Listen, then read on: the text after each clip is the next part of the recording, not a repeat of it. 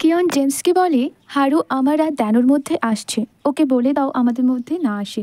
তারপর কিয়ন জেমসকে বলে, তুমি যেই কমিক বুকসটা লুকিয়ে রেখেছো আমি তাকে খুঁজে বের করব। এটা বলে কিয়ন সেখান থেকে চলে যায়।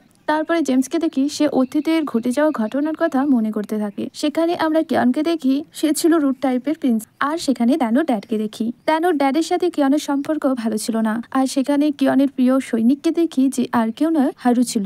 আর আমরা সেখানে জেমসকে দেখি, সে হলো কিয়নের ব্রাদার আর কিয়নের সব থেকে বড় শত্রু। আমরা সেখানে নামজুনের মমকে দেখি, সে ছিল জেমসের মম। সে জেমসকে ফোর্স করতো রাজা হওয়ার জন্য, যেমনটা প্রেজেন্ট টাইমে নামজুনকে ফোর্স করে তার কথা শোনার জন্য। জেমস তার মমকে ভয় পেত। সিন প্রেজেন্টে আসে। জেমস এই সব কথা ভেবে অনেক বেশি ভয় পাচ্ছিল যে আবারও না সেই ঘটনাগুলো রিপিট হয়। সিন শিফট হয়। দ্যানো আর হারু লাইব্রেরিতে তারাদের নিয়ে কথা বলছিল। দ্যানো বলে এই কমিক ওয়ার্ল্ডে তারা দেখা যায় না। হারু দ্যানোকে প্রমিস করে তারা দুজনে একসাথেই তারা দেখবে। নেক্সট সিনে দ্যানোকে দেখি সে হারুর সাথে সময় কাটানোর সব মুহূর্তগুলো ভেবে ব্লাশিং করছিল। সিন শিফট হয়। আমরা একটি নতুন ক্যারেক্টারকে দেখি, সে হারুকে টিচার অফিস কোথায় সেটা জিজ্ঞেস করছিল। হারু তাকে ইশারায় বলে দেয় কোথায় টিচার অফিস। সেই মেয়েটি থ্যাঙ্কস বলে সেখান থেকে চলে যায়। হারু তাকে দেখে মনে হয় সে আগেও তাকে কোথায় দেখেছিল।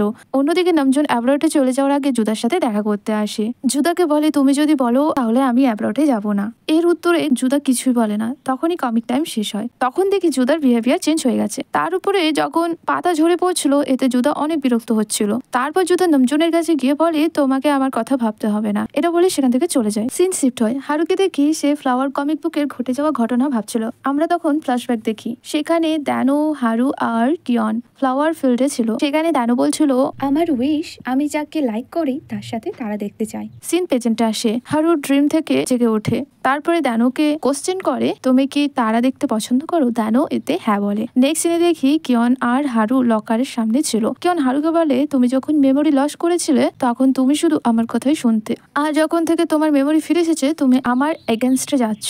এরপর কিয়ন সেখান থেকে চলে যায়। হারুকে দেখি সে ফ্লাওয়ার কমিক বুকের ঘটে যাওয়া ঘটনা আবারও মনে করতে থাকে, যেখানে কিয়ন হারুকে একটি পার্সনকে মার্ডার করতে বলে কারণ সে কিয়নের হেল্প করেনি কিং হতে। তারপর কিয়ন হারুকে বলে, তুমি একমাত্র ব্যক্তি যার উপরে আমি ট্রাস্ট করতে পারি। কিয়ন হারুকে দ্যানোর ইনফরমেশন বের করতে বলে কারণ দ্যানোর ড্যাডের সাহায্যে কিয়ন কিং হতে পারবে। তারপর থেকে হারু দ্যানোকে ফলো করতে শুরু করে।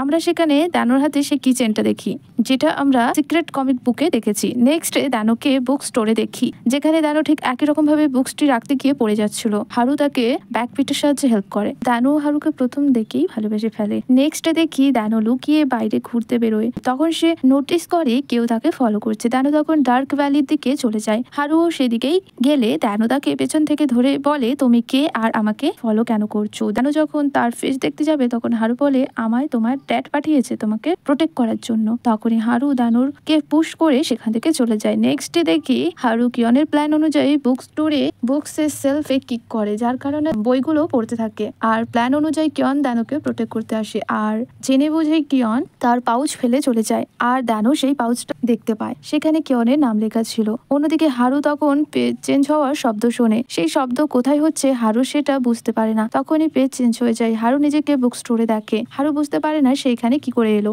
আর এরকম ভাবেই শুরু হয় কমিক টাইম।